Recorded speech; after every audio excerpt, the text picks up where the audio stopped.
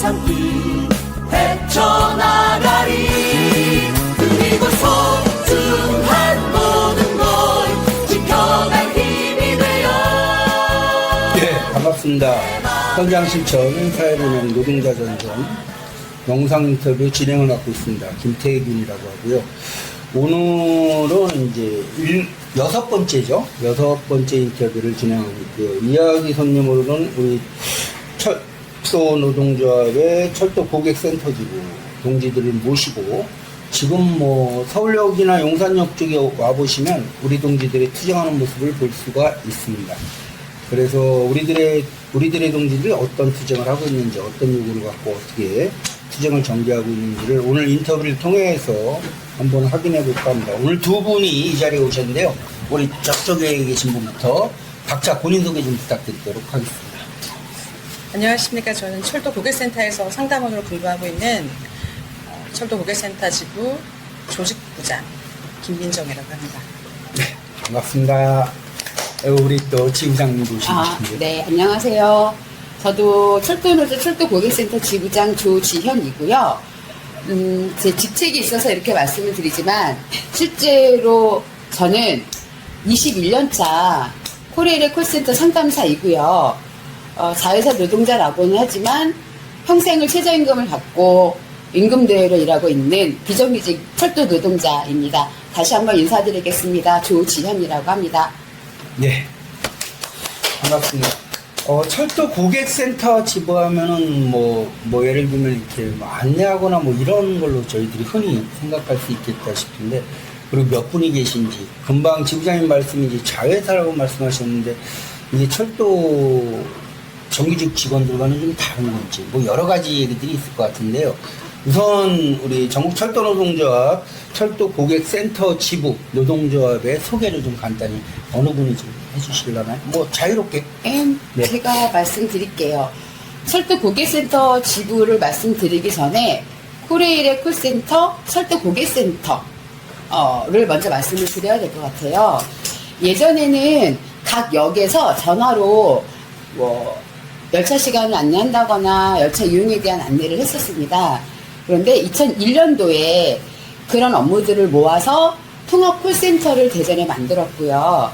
2001년 개관한 철도고객센터에서 전반적인 열차 이용에 대한 모든 안내를 하고 예약을 하고, 초기에는 300명 정도로 시작했다가 저는 2004년도 KTX 개통하고 입사를 했는데, 그때는 430명, 거의 500명 정도까지 인원이 근무를 하면서 철도 예약, 안내, 유실물차 전반적인 안내를 다 하고 있고요.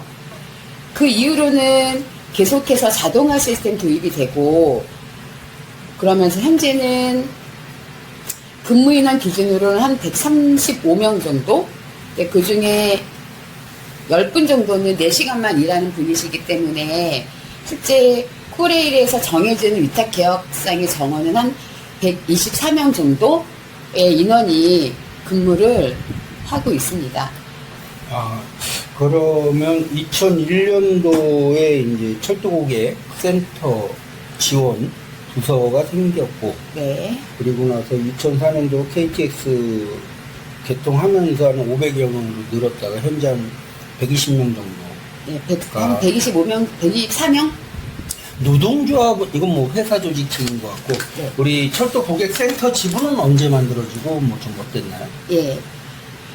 2014년 5월 9일날 저희 철도고객센터 지회로 그때는 시작했죠. 노동조합에 대한 설립 신고를 했습니다.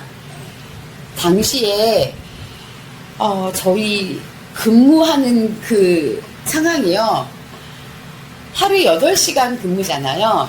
근데 총 비지 시간이라고 해서요, 총 통화 시간 6시간 50분, 그리고 받아야 되는 콜수 240개, 이거를 맞추지 못하면 퇴근을 하지 못했어요. 실적금이 안 나오고. 그래서 연차를 쓰고 그 실적을 채우거나 그런 경우도 너무 많았고요. 굉장히 힘든 상황에서 일을 했는데, 5월 1일 노동절마저도 철도고객센터는 변형된 특수 일근이기 때문에 휴일을 인정하지 않는다라고 하는 것에 분노를 했고, 그때 마침 연휴였거든요. 연휴 전에 노동조합 사무실 찾아가서 상담하고, 관리자들이 없는 그 5월 초 연휴 기간 동안에 처음에는 50장 갖고 왔는데 모자라서 한 3일 만에 150명 정도를 가입을 시켰고요. 그 당시에는 한 250명 정도 됐었던 것 같아요. 그렇게 해서 5월 9일 날 노동조합 설립 신고를 했고, 그 이후 대부분의 상담사들이 조합원으로 가입이 되어 있었던 상태였습니다. 그럼 노동조합 조합원은, 우리 지부 노동조합 조합원은 업무 자체가 콜 업무가 대부분인가요? 네, 전화로 상담을 하는 업무인데요. 그냥 단순한 콜센터로 보시는 것보다는요, 영무원들이 하는 업무 중에서 전화 받는 업무를 떼어서 콜센터를 만들었다고 보시면 될 것 같아요. 그래서 영무원이 하는 일을 하고 있다라고 저희는 생각하고 있습니다. 아까 2014년 노동조합 설립하는 계기가 콜수가 240개고 근무 시간이 6시간이라고 그랬나요? 6시간 50분, 순수한 6시간. 통화 시간. 아, 6시간 50분. 6시간 50분 내내 말을 하고 있어야 되는 거죠. 말을 하거나 그러니까 이 두 개가 다 충족해야만. 충족해야지만 퇴근이 가능한 그쵸. 이런 상황이어서 이거 엄청나네요. 굉장히 힘들었는데도 사실은 원래 그냥 했으니까 그냥 했어요. 했는데 이걸 2001년도부터 2014년 노조 만들 때까지 계속 해 오셨다는 거 아니에요? 그러니까 이런 기준이. 거의 시간 차이는 약간씩 있을 수 있지만 거의 비슷했습니다. 예. 그러면 이제 어쨌든 간에 이 살인적인 노동 강도로 인해서 노동조합을 설립하게 됐다. 그러면 노동조합 만들고 나서 당장 어떤 거 했나요? 이 문제를 갖고 싸움을 하신 건가요? 어떻게 되나요? 우리 뭐 조직부장님도 한 말씀 해보시죠. 당연하죠. 요 질문에. 저는 아직 13년밖에 없는 요때 없으셨나요? 네, 아니, 막내이다 있긴 보니까. 있었는데. 막내 시각에서도 그러니까. 괜찮지. 그래서 얼마나. 그때 제가 입사를 하고 얼마 되지 않아서 노동조합이 설립했는데, 제가 입사할 때 너무 큰 강도가 너무 크고, 그래서 그만둘까? 계속 일을 해야 되나? 아니 이런 잠깐 생각으로. 6시간 50분 동안 전화를 계속 붙잡고 있어요. 오줌을 죄송합니다. 화장실은 언제 가요? 그러니까 이거? 휴식 시간도 제어를 하고, 그러니까 그러니까 그 그게 말이 휴식을 갔다 되냐고. 오면은 거기에 대한 부분으로 이제 관리자들이 뭐 늦었다 빨랐다 휴식할 때도 뭔가 말을 하고 가야 되고 이렇게. 말하고 허가받고 가야 되고 그랬던 그런 부분이 있었기 때문에 전체인력사 계실 때 상황이네. 아까 조금 저로서는 감당하기 힘든 부분이었는데, 노동조합이 이제 설립이 되고 난 후부터는 조금 점심시간도 원래는 40분에서 50분, 50분에서 1시간으로 노동조합이 투쟁한 결과 1시간으로 점심시간이 네, 확보가 점심시간이 된 거네요. 확보가 되었던 부분이거든요. 그러니까 그러다 보니까 그러면 조금은 더 노력해볼까라는 그런 부분으로 아직까지 이렇게 일하게 된 것 같아요. 지금 현재는 이 콜수가 이런 게 정해져 있나요? 지금은? 퇴근하기 전에 몇 개를 해야 된다, 몇 개. 그렇지는 않은데, 그렇지는 않지만, 아무래도 저희가 이제 같이 일하는 사람들이다 보니까 어느 정도의 선까지는 일하지 않으면 거기에 대한 부분으로 이제 관리자한테 불려가지고 조박받거나 뭐 이런 거. 이 정도는 더 일을 해줘야 되지 않느냐라는 그런 부분으로 계속 명확하게 교육을 한다라고 얘기를 해야 되지 않을까? 교육이죠. 그렇죠. 그거는 중간 관리자가. 중간 관리자가 교육이라는 그 명목하에 명목하에 통제하는 거네요. 그러니까. 통제를 거기 하게. 교육할 게 뭐 있어요? 이거 통제지. 근데 그 콜수가 그 당시에는 자동화 시스템이 도입되기 전이었기 때문에 살인적으로 콜수가 밀려들었었고, 수공업적이라. 네. 그래서 상담 인력도 많이 필요했었는데 그 이후로 뭐 홈티켓이나 SMS 티켓이나 지금 현재는 모바일이나 뭐 챗봇 이런 것까지 다 도입된 상태에서 전체적으로 인입되는 콜수가 굉장히 많이 줄었거든요. 그러다 보니까 우리가 받는 그 실적 콜수나 실제 근무하는 전체 시간은 줄어들었지만 여기에도 역시 우리가 맞춰야 되는 평균 콜은 그렇죠. 있는 거죠. 그걸 못하면 관리자한테 불려가는 거고요. 2014년도에 240개 콜이라고 얘기하셨는데, 그럼 지금은 평균 중간관리자들이 이거 통제하는 콜수가 평균 몇 개 정도 돼요? 매달 달라요. 평균 그래도 옳지. 평균은 정계동지들이 240개 또 감이 안 잡힐 것 같은데, 지금은 현재 몇 개 정도 통제받고 있는 지금은 통화 시간의 기준으로 한 4시간 정도. 4시간 통화 시간으로. 그런데 이것도 기계가 자동화되거나 뭐 이제 대기 시간이 많이 길어졌죠. 이렇게 되면서 그러면 대기 시간은 포함되지 실질적으로 않고. 통제되고 대기하고 뭐 이런 게 있네요. 예, 일단은 노동조합 2014년도 5월달에 설립할 때는 이런 콜수 문제나 근무 시간 문제 때문에 시작을 했다고 하고, 지금 단체 협약이 지부 차원의 단체 협약이 별도로 있나요? 2016년도에 네. 그러니까 2014년도에 우리가 노동조합을 만들 때는 철도노조 소속이 아니었어요. 아, 네, 대전의 공공운수 네. 일반 지부의 지회 소속이었고요. 아, 민주노총 공공운수 대전 지역 일반 지부 지회. 지회였고요. 그 지회에서 2016년에 단체 협약 체결을 했어요. 한 3-4페이지짜리 짧게. 근데 그것도 되게 의미 있었고요. 지금 현재는 2018년도에는 철도노조로 조직 변경을 했거든요. 네. 그래서 코렐네트웍스 지부와 동일한 단체 협약이 체결되어 있는 겁니다. 아까 임금은 아까 우리 지부장님이 잠깐 뭐 평생 비정규 최저임금을 받으셨다고 얘기하는데, 예. 임금 상태가 어떻길래 최저임금이에요? 지금 근속이 어떻게 되세요, 지부장님? 저 21년 차입니다. 21년 차인데 시급당 10,000원 왔다 갔다 하신다? 네.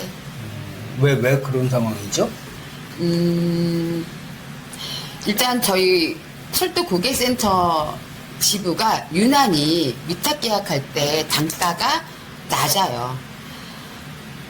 단순노무 종사원이 90% 정도, 한 10% 정도는 작업 반장, 전화 받는 상담사한테 그 기준을 적용하는 게 웃기긴 한데, 어쨌든 찾은 거죠. 가장 낮은 단가를. 네. 가장 낮은 단가로 임금 설계를 하고 있고요. 거기에다가 이 코렐네트웍스 소속이잖아요. 네. 코렐네트웍스는 기타 공공기관입니다. 기타 공공기관은 기재부에서 매년 정하는 총인건비 지침을 준수해야만 하는 회사예요.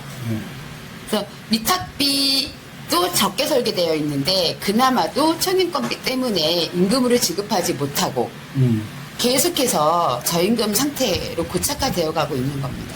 아, 그러면 지부장님이나 조직부장님이나 우리 철도고객센터 지부에서 활동하고 계시는 모든 분들이 네. 철도 소속 직원이 아니라 네. 철도의 하청 회사인 코렐네트웍스 소속으로 되어 있다는 거죠. 예.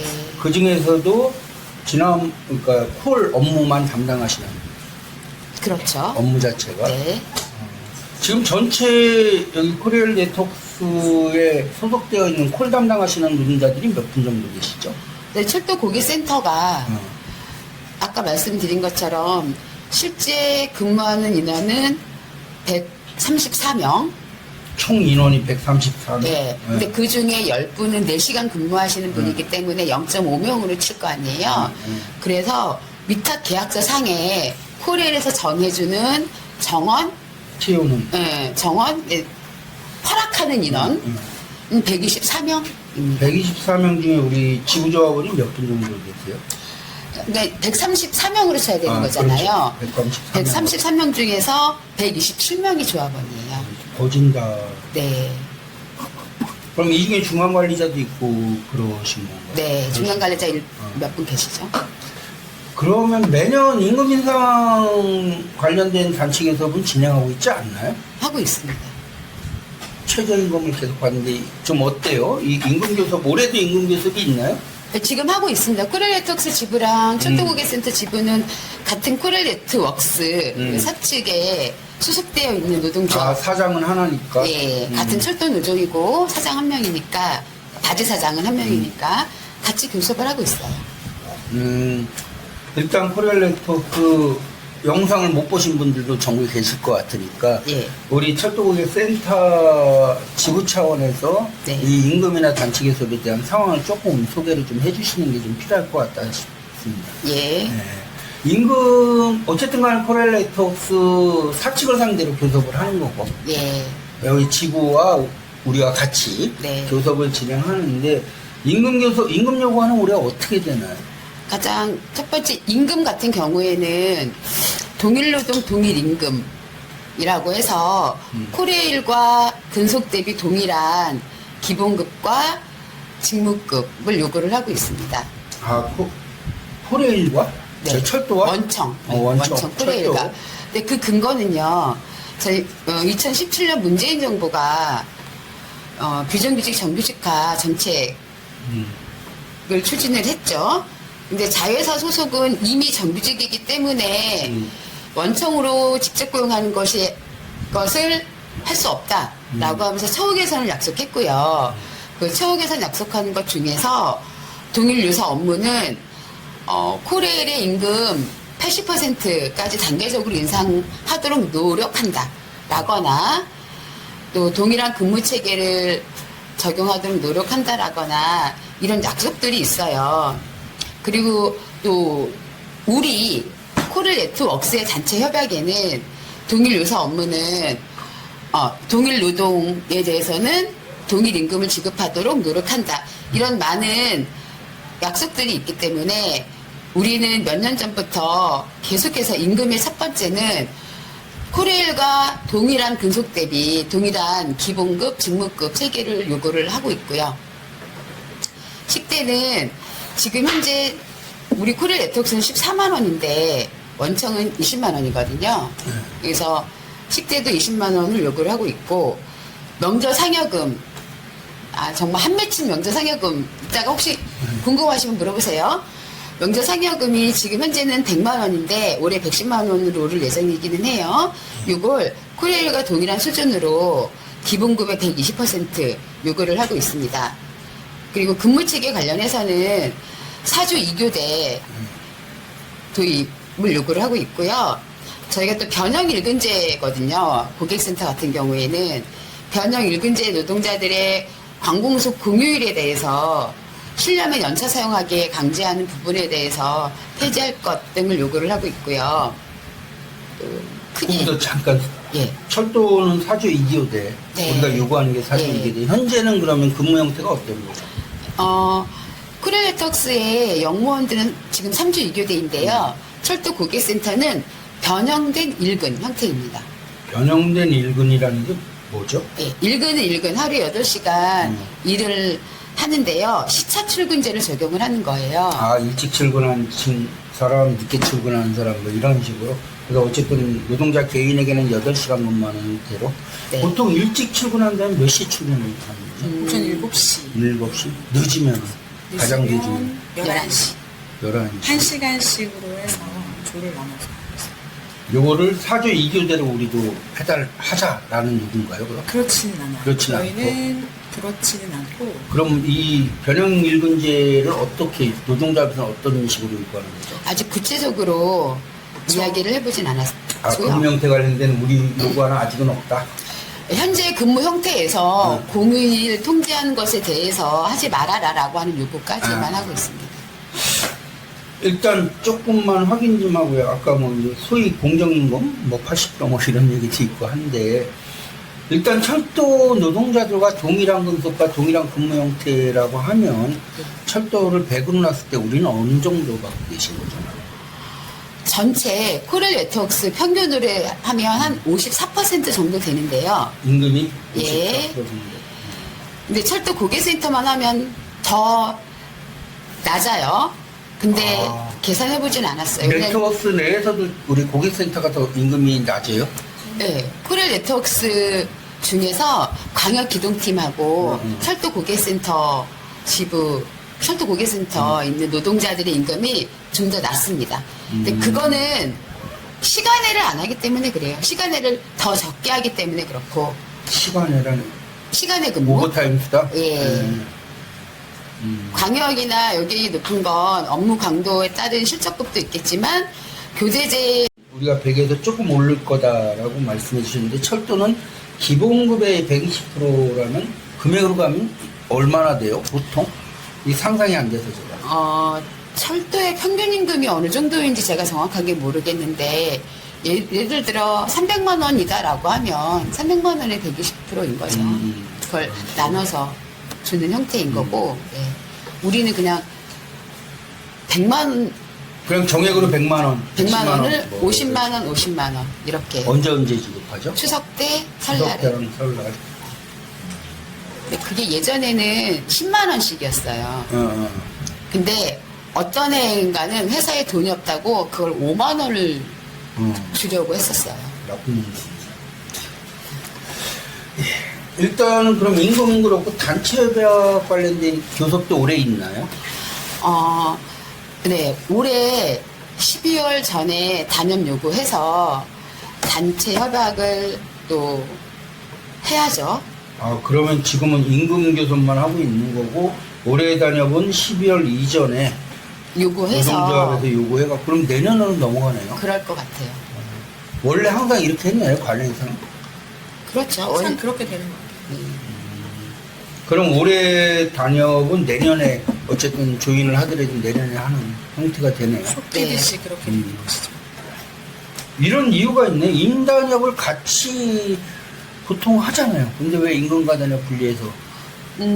우리가 임금 교섭할 때는요, 네. 임금, 아까 말씀드린 그런 것 외에도 현안들을 같이 넣어서 임금 및 현안 교섭으로 하는 거고요. 단체 교섭, 그러니까 단체 협약을 하기 위해서는 별도로 요구해서 따로 할 수밖에 없는 구조예요. 주요 현안들은 임금 교섭할 때 같이 묶어서 한다. 예. 현안들을 넣는 거죠.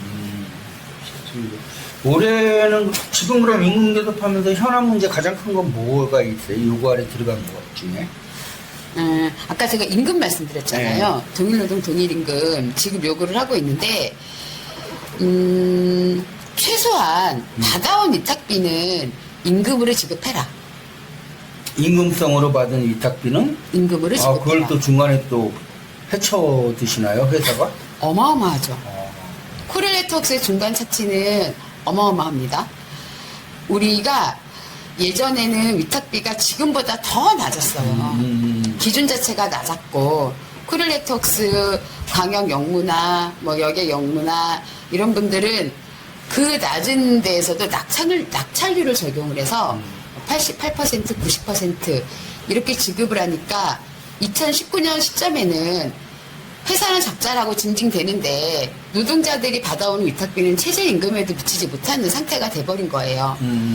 그래서 2019년도에 두 지부가 위탁비 불공정 계약 개선하라고 화합투쟁을 두 차례에 걸쳐서 했고요. 2020년도부터는 광역 영무가 최소한 낙찰률은 적용하지 않고 위탁비 지급받도록 개선을 해냈어요. 이때 금방 말씀하신 파업 얘기도 해주셨는데 그 위탁 공정거래를 요구하면서 네. 이 위탁 공정거래라는 말 자체가 뭐 다 떠나서 일단은 임금 올려라, 임금성으로 갖고 온 거는 다 임금으로 지급해라라는 주장이고 예. 일단 중간에 헤쳐드시지 말라라는 주장인 거고. 그 전 단계인 거죠. 저는 그렇게 받아오면 이렇게 코렐네트웍스가 수년간 몇십억씩 헤쳐드시고 코레일 원천이 배당금으로 회사에 가고 이런 구조가 발생할 거라고 생각을 우리가 미처 못했고요. 일단 위탁비를 개선해라.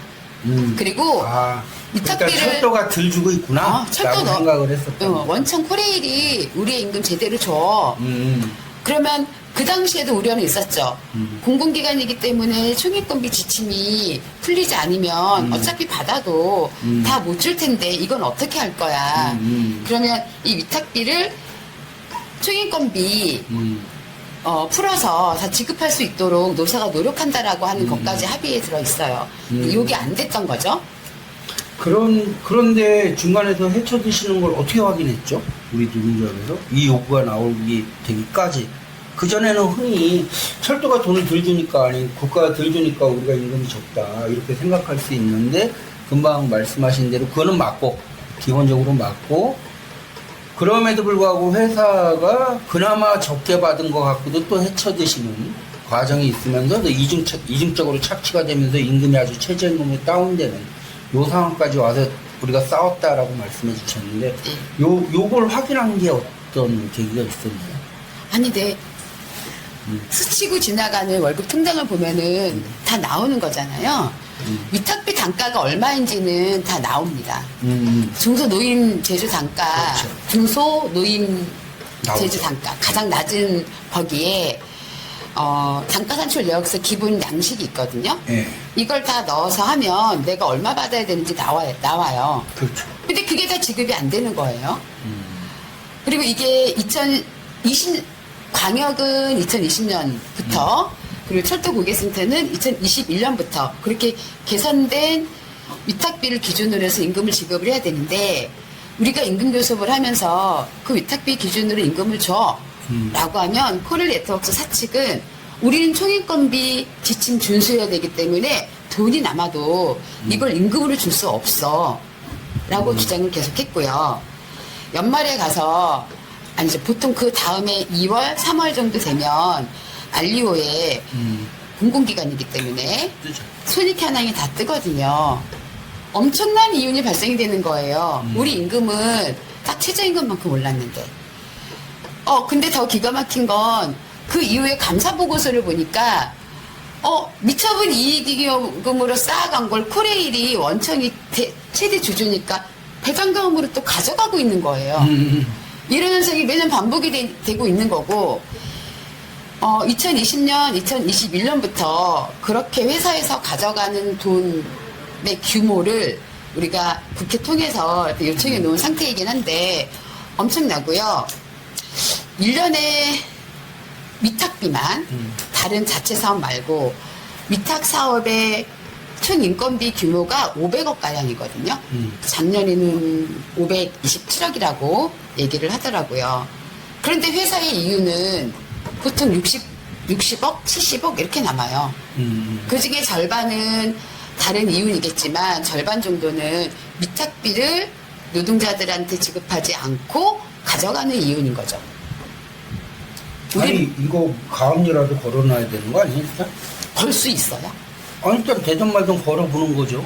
노동조합에서 그런데 법 갖고 따져 일단 넣어놓고 나서 시작하는 거죠. 근데 죄송한 말씀이지만 이 나라의 법과 지침은 코리아 네트워크 사측이 그렇게 중간 착취하는 것을 다 인정하는 법과 지침들로만 되어 있어요. 그건 맞는데 제 말씀은 네. 우리 싸움의 하나의 측면에서라도 이것저것 자꾸 법도 활용할 필요가 있다라는 수준에서 말씀을 드린 거고 뭐 법에 기대자 투쟁 포기하든지 이런 말씀은 아닌 것 같고 아까 말씀 중에 파업을 하셨다고 했는데 언제 파업을 하신 거죠? 그럼 몇 년도에? 2019년? 29년? 아니, 19년이라고. 19년도에 두 차례 하신 건가요? 네, 아까 말씀하신 그 공정거래 관련 건으로 맞아요. 파업의 결과 그럼 뭐 좀 얻은 게 있나요? 아니, 아니고? 고객센터는 없었고요. 광역은 위탁비 개선에 대한 약속을 받아냈죠. 이때 조합원이 몇 분 정도 됐었나요? 파업 2019년도에 2019년도에 철도고객센터 조합은 기억이 잘 안 나는데 그 중에 몇 프로 정도가 파업 참여를 하신 거죠? 거의 90% 정도는 파업의 형태는 어땠어요?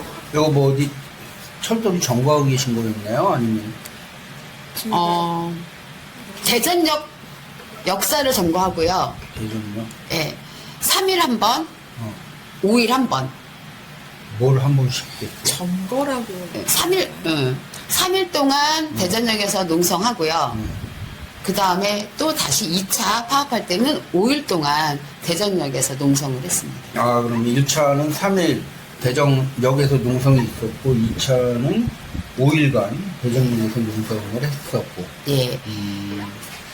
그렇게 임금 문제는 그렇고 현안 문제 요거 말고 또 별도의 현안 문제나 뭐 이런 거 임금 문제가 더 있어요. 예, 예. 근데 위탁비 개선됐는데 임금으로 안 주잖아요. 예, 예.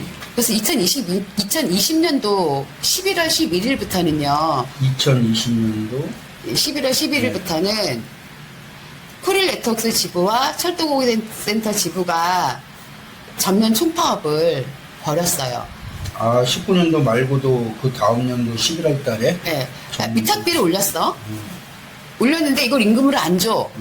그러면 정부가 총인건비 지침으로 통제하니까 이거 풀어야 우리 임금을 줄 수 있다라는 사측의 입장을 우리가 어떻게 못하니까 정부를 상대로 총인건비 지침 개정하라 내지는 폐지하라 라고 하는 요구를 걸고 2020년 11월 11일부터 전조합원 66일 총파업을 벌였습니다.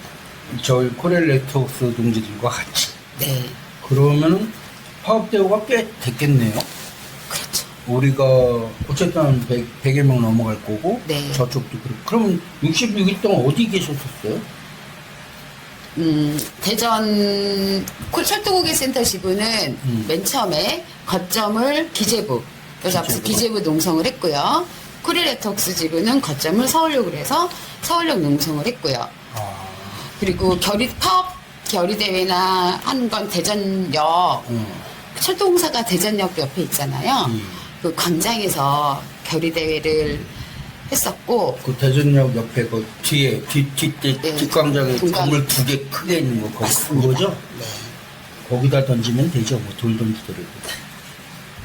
던지지 거기에서 마요. 집회를 했었어요. 아, 집회를 하셨다. 돌을 그냥 묻자고 하는 수없이 얘기를 던졌죠. 굉장히 심각하게. 아니야, 그게 아니야. 아, 던지지. 정말 돌을 예. 던지고 싶었다라는 말씀을 드리고 싶고, 근데 무엇보다도 의미 있는 건 그때 한 800명 정도 모였거든요.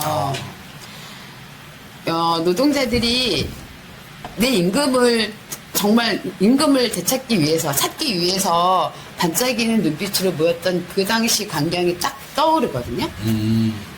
그 11월 11일 날 파업 대회하고 일주일 이후에 다시 한 번 더 결의 대회를 했을 때 그 인원 그대로 모였고요. 근데 비가 왔어요. 비가 오는데 그 누구 하나 흔들리지 않고 가만히 앉아 있었어요. 그 장면이 갑자기 떠오르네요. 아, 그때 뭐 사진이나 이런 거 있으시겠죠? 네, 있을 우리 영상 앞에다가 예. 쭉 19년도 파업부터 20년도 파업까지 금방 지부장님 말씀하신 것처럼 가만히 앉아있는 모습까지 다 네. 편집하는 걸로 이렇게 하도록 하고요. 한 가지 좀 의문되는 점이 총액인건비 관련 건은 우리 코리안 네트워크뿐만이 아니라 고객센터뿐만이 아니라 철도 자체에도 문제가 될 것 같은데 어쨌든 간에 네. 기재부나 뭐 행자부 정부 상대로 우리가 이렇게 파업할 때 파업의 또 단일 목적 자체가 총인건비 문제였었는데 당시에 철도노조는 좀 어땠나요 태도가? 2019년도에 네. 두 번째 파업할 때는요. 5일 파업할 때. 예. 네. 철도 노조와 음. 정규직이라고 표현할게요. 정규직과 자회사 코리아 관광개발까지 같이 공동 파업을 했고요. 아, 네. 2020년도 총인건비 문제 관련해서도 철도 노조에서 적극적으로 지원을 하는 데까지는 했죠. 묘하게 또 벗어나시네요. 하는 데까지 라고 말씀하시니까 철도 노조에서는 철도공사의 자회사가 많잖아요. 예. 고객센터 지부뿐만이 아니라 네. 고객센터 지부가 아니라 코리안 네트워크죠. 예. 이런 자회사들에 대한 판단 태도들은 좀 어때요? 입장이나 뭐 이런 것들이 있나요? 철도 노조 차원에서? 신경을 안 쓰는 것 같아요, 지금. 아, 신경을 안 쓰는 것 같다. 니네는 해라, 우리는 그냥 간다, 이런 표현이 더 맞을 것 같아요. 이게 애초에는 원래 철도공사 하나의 것이었는데 이게 자꾸 회사 입장에서 자본 입장에서 분산하는 거잖아요. 맞아요. 그래서 신경을 쓰지 않게. 그래서 자라는 이름을 붙이는 거고 뭐 새끼 낳듯이 한 놈 한 놈씩 이렇게 만들어 놓고 거기에 근무시키는 건데 본청 입장에서 노동조합 차원에서 이걸 다시 끌어 모으든지 뭐 어쨌든 정리 안 되면 최소한 말씀하신 대로 동일노동 동일임금을 하든지 이런 입장들이 좀 있어야 되는데 여전히 그게 아직은 좀 그렇다. 아니 그게요. 철도노조 자체가 비정규직 철폐해야 된다고 하고 자회사의 처우가 개선이 되어야 된다라고 이야기하고 있고요. 네. 실제적으로 공동파업을 한다거나 정규직 전환 정책 과정에서 철도노조가 개입을 해서 성과를 내거나 그러긴 했어요. 그런데 아무래도 나름대로의 판단이 있어서 선을 정해놓는 느낌이 있기는 있거든요. 그러니까 이게 철도뿐만이 아니라 뭐 일반 사기업도 마찬가지로 계속 이제 하청회사랑 자회사 이런 것들 만들어가면서 노동자 투쟁을 힘들게 하는 거에 대해서 전국적이고 전 계급적인 어쨌든 입장이나 정책이 좀 필요한데 이 모든 것들이 없다 보니까 거기에 마찬가지로 우리 철도노조도 그런 것 같고 철도노조도 그렇고 뭐 하다못해 뭐 현대차노조도 그렇고 다 그럴 거다. 이거를 풀지 않으면 한국의 노사 문제가 풀리기 쉽진 않겠다. 뭐 이런 취지로 말씀을 드린 거고 철도 노동자가 뭐 잘못하고 있다 이런 건 아닌 것 같아요. 나름대로 제가 볼 때는 어쨌든 본청 혹은 원청 차원의 노동조합에서는 그나마 철도노조가 자회사나 비정규직 문제에 대해서 나름대로 적극적으로 좀 결합하고 있는 상황이다. 철도노조 동지들은 너무 오해하지 않았으면 좋겠다라는 말씀을 드리고 저는 철도 노조 동지들한테 말씀드린 게 아니라 원청에서의 그런 태도를 보이고 있다라는 말씀을 그렇죠. 아까 전에 그 말씀을 네. 드린 거고요. 노조 관련으로 해서 저희가 말씀을 드리는 게 뭐 있었던 거는 아니었던 것 같아요. 지금 원청 아까 저는 말씀을 네. 해주신 게 원청에서는 어떤 태도를 보이고 있냐라는 그렇죠. 부분으로 저는 받아들였고 그래서 그렇게 그쪽에서는 말씀을 말씀을 드린 거였어요. 또 임금 관련돼서 조금 더 추가하실 내용 있으신가요? 그런데 2020년도부터 2021년 1월 15일까지 걸쳐서 전 조합은 총파업은 66일이고 네. 코렐레톡스는 간부 파업까지 해서 100일가량 그렇게 했거든요. 근데 결국 승인건비에 지친 개정을 열어내지 못했습니다. 저는 후회되는 게 그러면 노동자들이 나서서 그렇게 파업하고 임금 삭감되고 그랬어도 뚫지 못하는 게 기재부 지침이라고 하는 것이 노동자들한테 각인되어 있지 않을까라는 우려가 있고 그 이후에 계속해서 연속해서 투쟁이 벌어졌어야 되는데 66일 파업의 결과는 굉장히 모든 사람들에게 깊은 상처를 남겼고요. 참관했죠. 예. 뭐 말씀 나온 김에 여쭤보려고 했던 지점이기도 한데 예. 그러니까 뭐 예를 들어서 총인건비를 폐지하고 임금이 올랐다 손 치더라도 지금의 한국 자본주의 수준에서 보면 이제 지속적으로 물가가 오르는 문제가 있기 때문에 실질 임금은 계속 동결 수준으로 간다. 그럼에도 불구하고 우리가 그걸 방어하기 위해서라도 임금을 저하시키지 않기 위해서라도 임금 인상 투쟁을 하는 건데 제가 이제 여쭤보고 싶은 누가 이제 흔히 그런 얘기 하더라고요. 파업 투쟁은 노동자들에게는 이제 학교다. 파업 과정에서 노래도 배우고 뭐 교육도 받고 뭐 이런다고 하는데 66일 동안 파업을 하면서 파업 프로그램들은 좀 어땠나요? 두 분이 다 그냥 현장에 계셨던 분들이죠? 아무래도 그 저희 같은 경우에는 빠르게 타결이 되어서 빠르게 근무를 하고 싶다는 마음으로 생각을 했었는데 전혀 이제 원청에서는 상관없이 하는 태도를 보였기 때문에 거의 근무하는 철도 고객센터에서 근무자들 앞에서 거의 앉아서 우리의 동참해달라고 계속 파업 기간 동안? 기간 동안 오. 그래서 출근하는 출근을 하면서 했었던 부분이거든요. 그러니까 뭐 기재부 앞에서도 본사 앞에서도 물론 저희가 집회를 해서 저희 쪽에서 있었던 일들을 계속 이렇게 공유하면서 했었던 부분은 있었지만 또 출근하지 않고 출근하신 분들이 또 계셨었어요. 거기에서 이제 그분들 일부 앞에서 우리 이탈 같이 참여를 하자라고 해서 저희 쪽은 계속 이제 출근도 해서 그분들 앞에서 우리의 권리를 지키자라고. 근무는 안 하고 근무 현장에서 1인 시위나 피켓팅이나 뭐 이런 걸 계속 했다고 계속 거예요. 예. 철도 고객센터 로비에도 농성을 깔았죠. 그러니까 예, 깔판 깔고 전기장판 갖다 놓고. 주무셨나요? 거기서 66일 동안 주무시지 않고 출퇴근하고 네, 조를 짜서요. 기재부 농성장 그리고 고객센터 농성 그리고 서울역 농성에도 일부 가고요. 66일 동안 파업하면서 노동조합 지부 차원에서 진행한 공식 교육 같은 게 있나요? 그거는 이제 철도 노조 차원에서 교육을 한 것도 있고요. 교육이라기보다는 이 파업하면서 제일 중요한 게 노동자들의 목소리를 듣는 것이라고 저는 생각을 해서요. 총회 형식으로 하면서 중간 시점쯤에 총회를 하면서 각 조별로 현재까지의 투쟁을 평가하고 이후의 투쟁 계획을 어떻게 하면 좋을지에 대한 의견을 받고 이런 시간들이 되게 유익했고요. 사실 농성장이 3군데잖아요. 3군데 농성장에 조를 짜서 농성을 지키기에 급급했고 교육은 적게 이루어졌고 그나마 의미 있는 게 총회를 통해서 서로 의견을 나눴던 것 이런 게 있었던 것 같아요. 근무 형태상 전체 대면 총회를 하기가 쉽지는 않아요. 상황에서 파업이기 때문에 다 할 수 있는데 농성장이 분산돼 있었잖아요. 그게 좀 아쉽네요. 예. 여기 뭐 저 화면 바깥에 우리 집행부 동지들도 와 계시긴 한데 우리 지부장님도 있고 조직부장님도 계시긴 한데 지부장님은 아까 근속이 22년 21년 우리 조직부장님은 3년. 13년 차인데 왜 지부장 조직부장 하세요? 굉장히 단순한 질문일 것 같은데 굉장히 지금 한국 노동자 부분에다 보면 향후 차기 집행부가 없어가지고 막 뿔뿔대고 막 공석도 많고 맞아요. 이거 굉장히 힘들고 어렵고 누가 돈 주는 것도 아닌데 다 배지 하나씩밖에 안 주더라고요.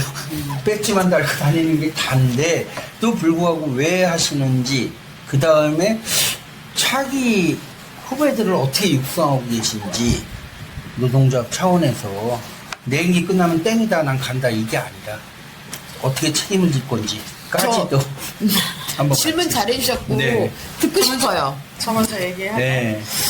저희가 사실 노동조합이 생긴 지 거의 이제 10년이 다 돼가잖아요. 2014년 5월 9일 날 생겼기 때문에 근데 이제 그때 처음에 생기면서 활동해 주셨던 분들 덕분에 저희가 1시간이라는 식사 시간도 받아냈고 거기에 따른 근무 형태가 조금 더 개선이 되는 부분에서 좀 좋아졌어요, 많이. 근데 그 아까도 말씀을 해주셨는데 우리 조지연 지부장님께서 말씀해 주셨는데 법이라는 게 그 법 테두리 안에서 얼마든지 위에서 부려먹을 수 있는 그런 법을 많이 상용을 하게 되면은 우리는 거기에 딜레마에 빠져서 거기에서 그냥 우리의 요구 조건보다 더 낮은 조건으로 변경이 되는 근무 환경이 변경이 되는 경우가 많더라고요. 그래서 실제로 조금 저희가 일하기가 점점 더 힘들어지는 부분이 발생을 하잖아요. 근데 그걸 지키기 위해서 제가 사실은 저는 고등학교 1학년 3학년 아들을 둔 엄마이지만 한참 아이들을 케어해야 되는 엄마이지만 지금 할 수 있는 분들이 없기 때문에 조금이라도 도움이 될까 해서 제가 이렇게 나와 있고 그러다 보니까 내가 힘든 거를 알기 때문에 다른 사람들한테 집행부 해주세요라고 말씀을 드리기는 너무 어려워요, 사실. 이렇게 힘든 과정을 그분들이 했던 것들을 보고 그래도 조금이라도 도움되어서 알지 못하지만 참여해서 조금이라도 할 수 있게끔 노력을 했지만 너무 힘들다. 이거는 사람들한테도 체이고 일도 체이고 우리가 아니다. 그래서 이거를 저희가 육성을 해서 하고 싶기는 하지만 너무 근무 환경이 힘들다 보니까 어떻게 하면은 조금 더 집행부들이 할 수 있게끔 돼 있는지를 저희도 지금 고민하고 있어요. 저희랑 같이 할 수 있는 사람들이 조금 더 많이 나왔으면 하는 바람이 있는데 그게 잘 안 돼서 그러니까 할 수 있는 분이 없기 때문에 나라도 하자라고 맞아요. 생각할 사람이 나와줘야지만 인수인계가 되는 거네요. 조직장님 말씀처럼. 맞아요. 그러니까 이게 굉장히 수세적으로 우리가 대응하는 건데 지부장님은 좀 어떠세요? 이 부분에 대해서. 이게 전국 모든 노동자의 문제이기도 할 것 같아요. 다 지부장이 잘못한 거라고 생각하고 있고요. 그렇지 않아요. 진짜 그렇지. 이건 제 생각엔 단순히 고객센터가 66일 파업을 했음에도 불구하고 임금 인상 한 푼 못하고 다시 현장으로 복귀했다. 그것으로 인해서 상처가 깊고 너무 힘들어서 지쳤다라고 하는 건 아닌 것 같아요. 끊임없이 우리를 공격하는 이 체제 자체에서 노동자들을 그렇게 길들이고 있다라고 생각을 하고 있는데,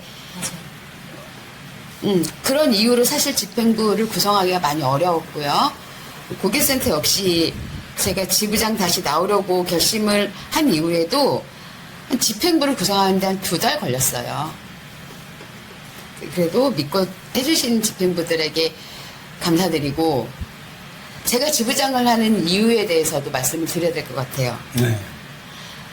결정적으로 저는 철도 고객센터 지부의 노동자들, 그리고 전체 노동자들의 잠재력을 믿습니다. 그리고 경험을 한 사람이거든요. 아까 말씀드린 것처럼 2020년 11월 11일 그리고 그 이후 일주일 이후에 앉아있는 분들은 못 보셨겠지만 단상 위에 올라와서 발언을 하면서 그 노동자들을 봤던 저는 그 눈빛들을 기억하거든요. 그래서 우리가 또다시 한번 그렇게 일어날 수 있을 것이고, 가장 기본적인 임금 문제, 그리고 회사에서 우리를 통제를 하면서 길들이는 문제, 이런 것들에 대해서 자각하고 일어나서 최소한 우리의 노동 조건을 개선하려고 하는 마음을 먹는 사람들이 그 광장으로, 그 현장으로 다시 나올 거라는 믿음을 가지고 그거 한 번 더 만들어내기 위해서 지금 열심히 뛰고 있습니다. 아까 우리 시간이 얼추 다 돼가서요. 예. 철도고객센터 지부동지들에게 66일 파업이 한이 될 수도 있고 희망이 될 수도 있고 좀 그럴 것 같은데, 66일 파업을 접을 때 이 그림이 좀 어땠어요? 다 농성장이 한 곳으로 다 모였나? 조합원들이 전체? 그땐 어땠어요? 우리 조직부장님도 기억나시죠? 그때 너무 아쉬웠죠. 우리가 66일 동안 했던 파업에 대한 성과는 고객센터는 없었거든요. 그러다 보니까 저희가 이제 연령대가 그렇게 낮지는 않아요. 다 이제 거의 저도 50이 넘는 50대가 넘는 그런 사람들이 많다 보니까, 그러다 보니까 이제 우리가 이 미래 세대에 조금이라도 좀 더 살기 좋은 나라가 만들어졌으면 좋겠다라는 그래서 뚜렷하게 들어가는 그런 뭐라고 얘기되지? 그런 정열이 없는 것 같아요.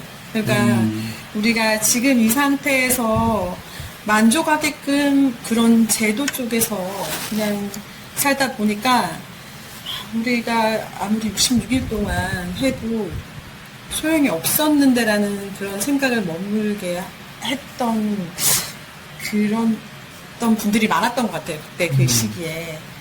그렇지만 개중에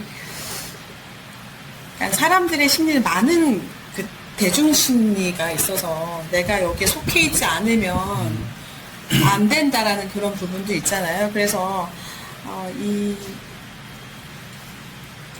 66일 동안 파업을 해서 이뤄진 게 없었던 그 시기에 그 많은 분들이 노동조합을 좀 많이 탈퇴하신 분들도 계시고 또 참여는, 그러니까 적극적인 참여가 이제 더 없어진 추세가 많아졌던 거죠. 그러다 보니까 그 집행부, 그 이후에 집행부가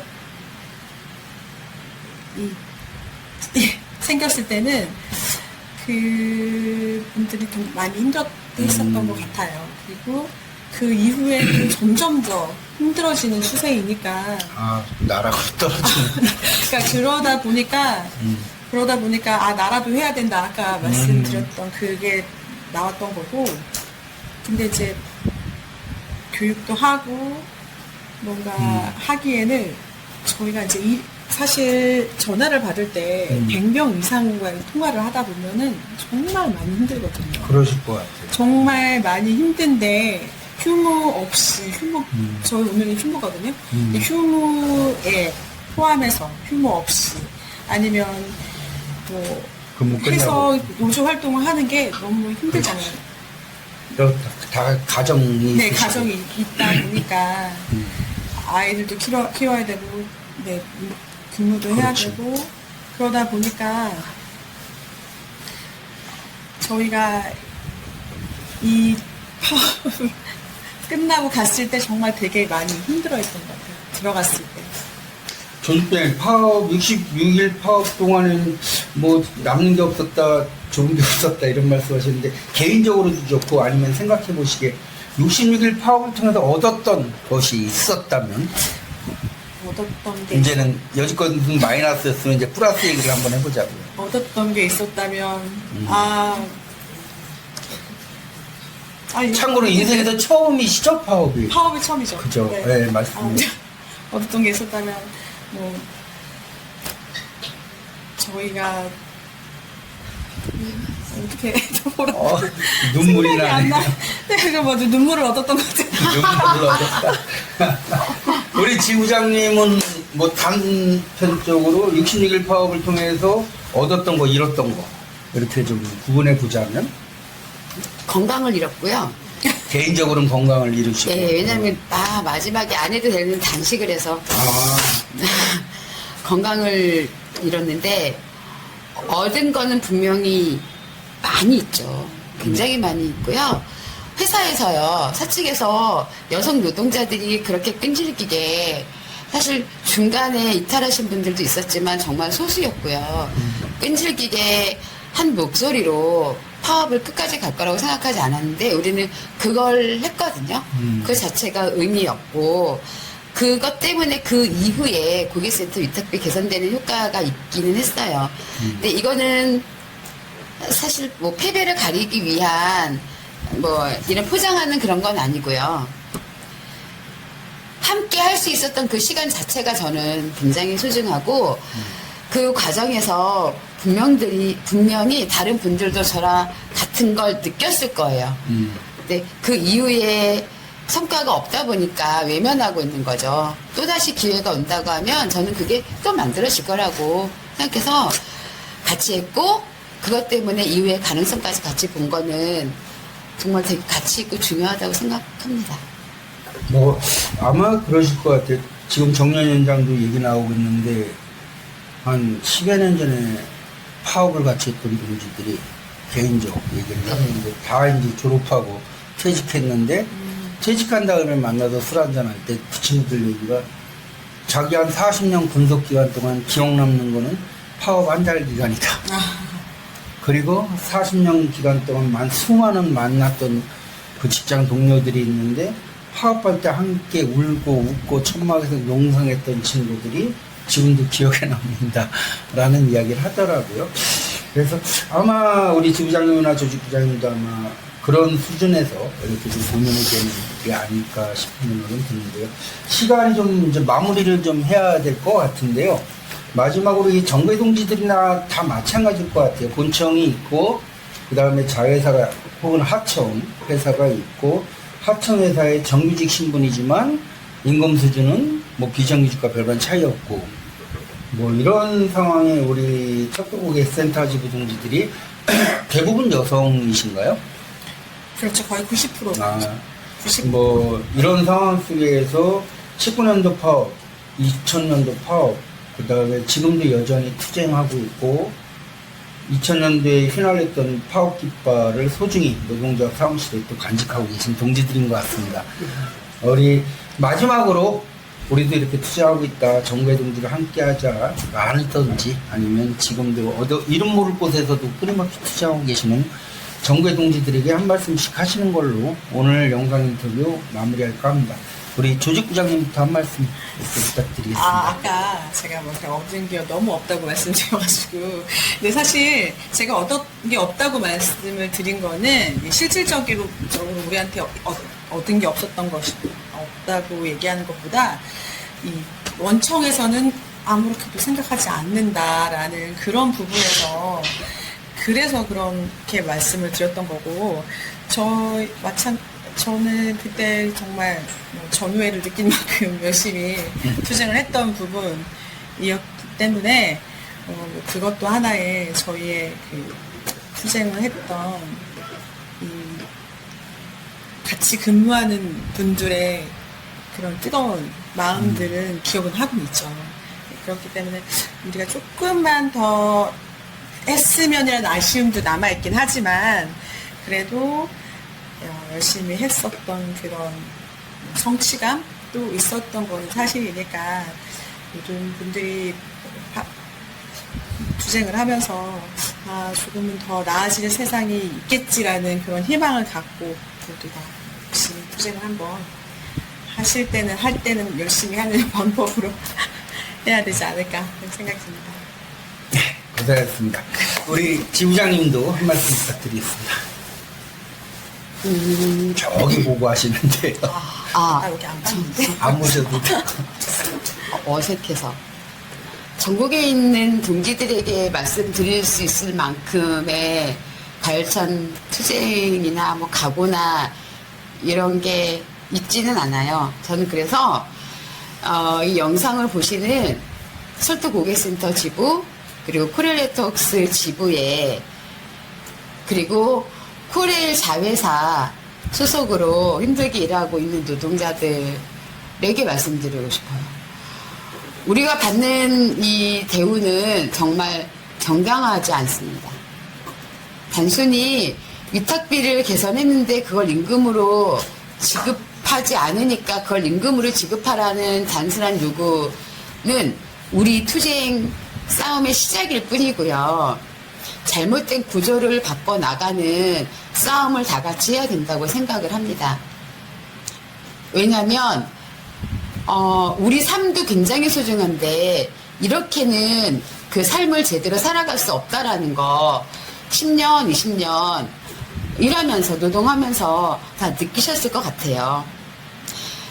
철도고객센터 지부 그리고 코렐네트웍스 지부가 올해 그 싸움 시작하려고 하거든요. 이 모든 문제의 근본 해결은 비정규직이라는 문제 때문이라고 생각합니다. 우리는 비정규직 철폐해야 되고 그 비정규직 문의는 정규직이라고 하지만 비정규직과 하나도 다르지 않은 철도 자회사 노동자들이 먼저 나서서 한대의 뜻을 모아서 이 자회사 구조에 대한 폭로를 하고 우리의 처우도 개선하고 더 나아가서 원청을 직접 고용할 수 있도록 함께 싸워나갔으면 좋겠고요. 이걸 계기로 이 비정규직 문제가 전체 사회적으로 대두가 되면서 비정규직들이 한데 비정규직 철폐하는 데 힘을 모았으면 좋겠습니다. 그래야만 우리가 정말 살 수 있기 때문입니다. 정말 인간답게 살 수 있는 삶을 위해서 모든 노동자들이 단결하는 시간이 다가오고 있고요. 준비하고 있는 분들 우리 함께 합시다. 우리는 노동자들은 함께하면 뭐든지 할 수 있습니다. 이상입니다. 예, 그럼 마지막으로 우리 고객센터 지부가 항상 외쳤던 투쟁 현장에서 외쳤던 구호 하나 외치면서 오늘 영상 인터뷰 마무리할 수 있도록 하겠습니다. 우리 구호는 누가 지부장님 쳤잖아요? 제가 예. 항시 외쳤던 구호요. 아니 뭐 그냥 지금이라도 외치고 싶은 구호. 네. 우리는 지금 대전역에서 선전전하고 네. 또 휴일 문제로 1인 시위도 검찰청에서 하고 서울역에서 선전전 하는데 우리 올해는 상시 주소 업무에 대한 직접 고용이고요. 자회사 노동자의 문제는 정부뿐만이 아니라 정부도 있지만 가장 직접적으로 코레일의 책임이 있다고 생각하고 있거든요. 자회사 노동자에 대한 책임은 코레일이 지고 직접 고용해야 된다라고 하는 구호를 제가 외치려고 하는데 선창하시고 우리 여기 계신 동지들 지금 영상 뒤에 한 500명 정도 계십니다. 다 같이 힘차게 외치는 걸로 해서 마무리하도록 하겠습니다. 네. 상시 지속 업무 직접